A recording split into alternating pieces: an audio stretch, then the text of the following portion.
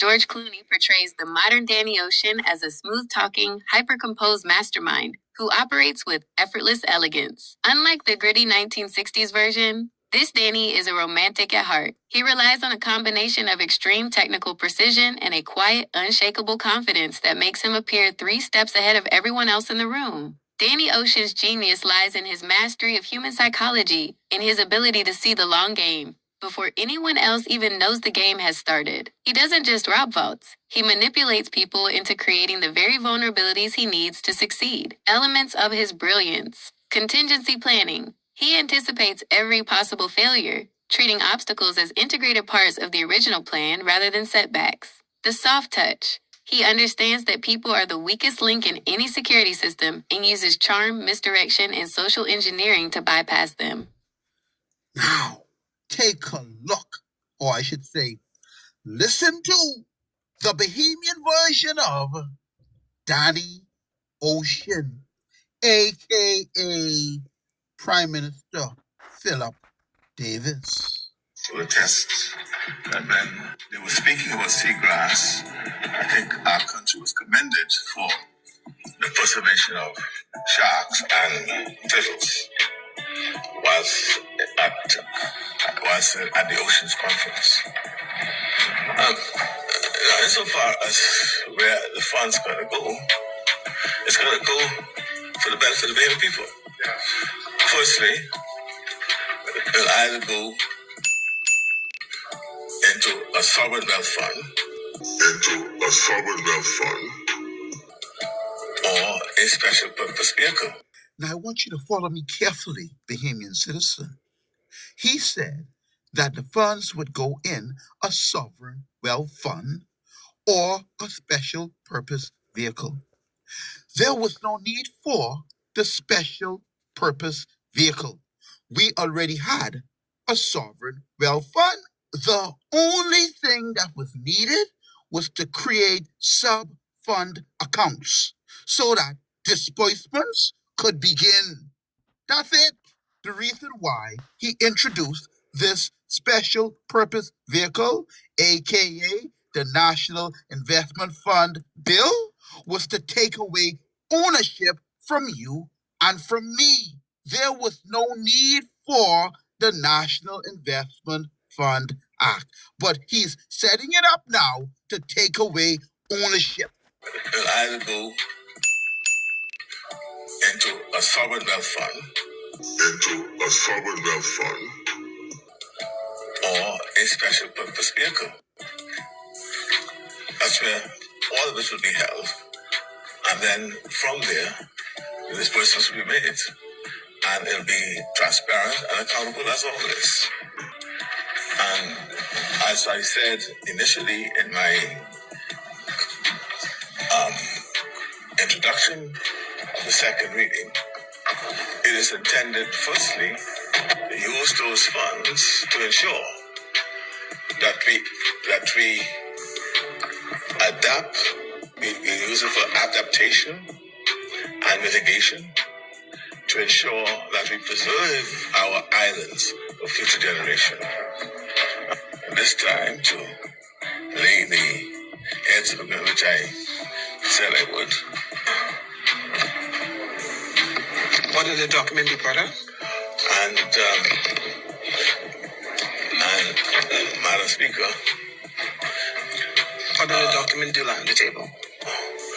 There are still a lot of work to do to get where we would wish to get, because I highlighted one of the concerns that I have, and we all should have, and that is once we start trading in and people and corporations, for example, begin to invest in our carbon market, we now understand more clearly the voluntary market, and that's why we are entering into that, because that is shaping up more quickly than the other market. And by COP27, we may understand where they want to go with that. But suffice it to say that we are now dealing with the blue carbon, which is the seagrass. We spoke about the mangroves and the pond. We understand that there are also carbon sinks, but we have not reached there yet. And it may be other entities that may wish to engage us in looking at that aspect for monetization. They have spent and invested their own funds in the discovery, millions of dollars.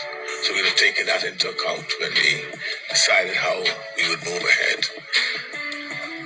Millions more is required for the continuing of the mapping and verification, which they are prepared to continue.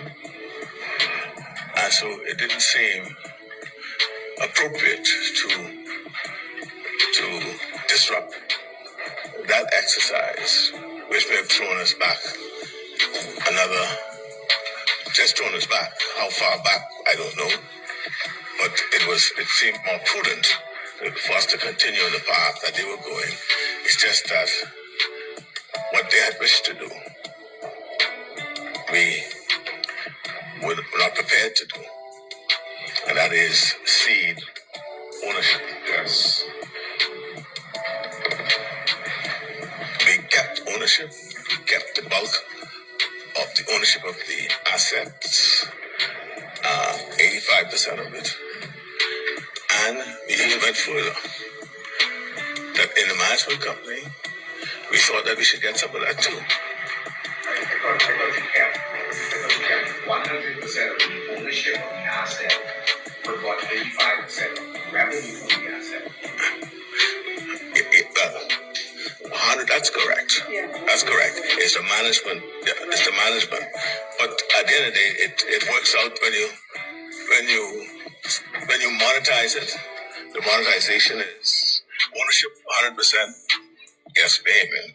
But monetization of that 100%, 85% would be for us, plus an additional 49% of that management. Right now. Now, what you just heard is Prime Minister, Minister of Finance, Philip Brave Davis, before he canceled the Sovereign Wealth Fund. Now listen to Casey Philip Brave Davis, aka Donnie Ocean, bring himself to open shoe after he canceled the Sovereign Wealth Fund Act.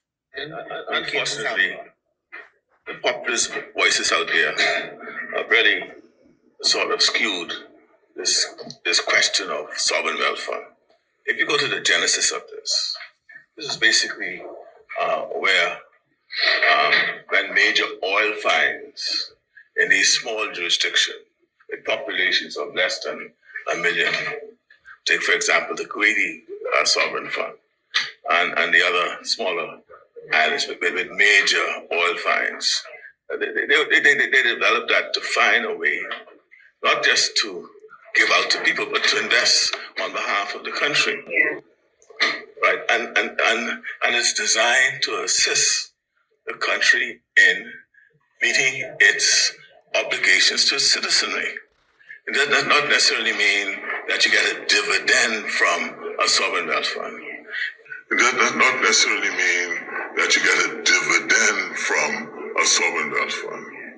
Mr. Producer, what did he say in the first part of this clip? Rewind that.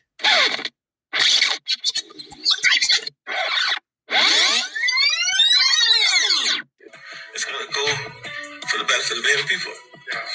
Firstly, it'll either go into a sovereign wealth fund or a special purpose vehicle. That's where all of it will be held. And then from there, disbursements will be made. Now listen to the smoking gun. It does not necessarily mean that you get a dividend from a sovereign wealth fund. So, the Prime Minister of the Bahamas gone from disbursements would begin, which is a payout to its citizens, to it doesn't mean you can get a dividend, receive money from the Sovereign Wealth Fund. That's what the man just say. This is KC Davis for you. Okay, here's what he did. He canceled the sovereign wealth fund when all he had to do was give you a sub-fund account to get your money to you. He canceled that, but give you a National Investment Fund Act. There's no language in there that says you should receive payment from these funds.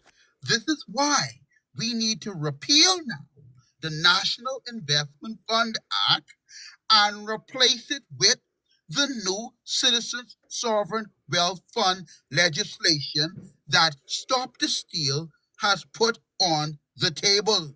Fast forward to where we left off, producer. It will be many years before you could arrive to that position. We have, for example, our ongoing expenses to meet the obligations of government business, providing the services that's necessary for our people. It's in excess of $3 billion a year. Now, let me show you how diabolical Philip Davis is. We received payment of $20.1 billion in 2022. It came in 2 installments, a total amount $20.1 billion. The IMF said to Philip Davis, why don't you use the carbon credit money and pay the debt of the country off? You know what he did? He ignored her. Yeah, they collecting VAT to pay down the debt, right? And the debt's still ballooning and they still collecting VAT. These fellas running game. Right. We manage it through containing taxes. So if we find a way, if the funds are sufficient, we could find we could rebate taxes, for example, because we still have to take care of our businesses. So the exploitation, if I call it that, of our natural resources is just another form of creating revenue to assist the government in its business. Right? And hopefully we'll get surpluses. And hopefully when we do have surpluses, all Bahamian citizens will be benefiting by perhaps paying lower taxes.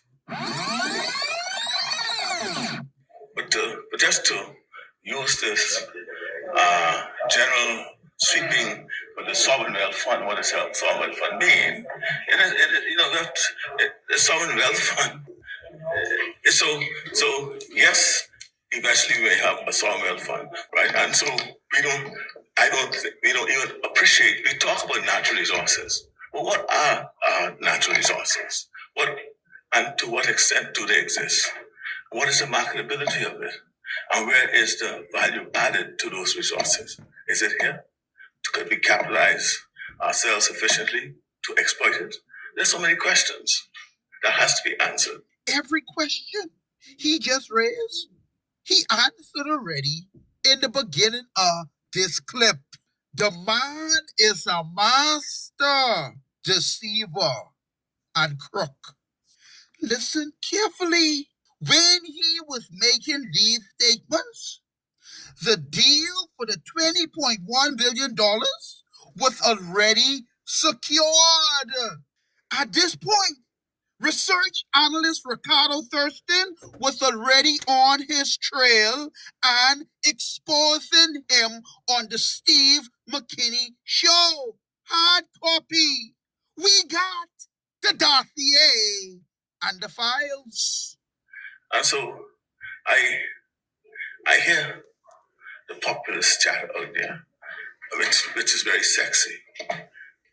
I'm out there because most of our natural resources, right, are threatened by the existential threat, not threat anymore, but this was climate change has done. Hurricane Dorian in 2019 was one of the most powerful ever recorded. It's worrying for me because our islands are being swallowed up right now by rising sea levels, and it has to stop. If we're lucky, we may become refugees. If we are not lucky, we'll be swallowed up with rising sea levels are wiped away by the more and more intense storms. So when I call the man diabolical, right? He know all of this now, right? He repealed the sovereign wealth fund we had, ownership, replaced it with the National Investment Fund Act, no ownership for Bahamians, no way for us to get any of our money. But he know all of this now. Stole our $20.1 billion. With all this knowledge that we could go and think, he steal the money. And now he can turn around and tell you we should go after reparations money. You see the sleight of hand and the true king of the corn man in the Bahamas? Right, what we should be talking about is how we could get reparations to make those countries who are responsible for the greenhouse emissions that has so impacted our way of life and climate change that they should pay us for having done those things. And that is where our voices should be. There's a rumor going around that someone was offering to give each Bahamian person $2,000.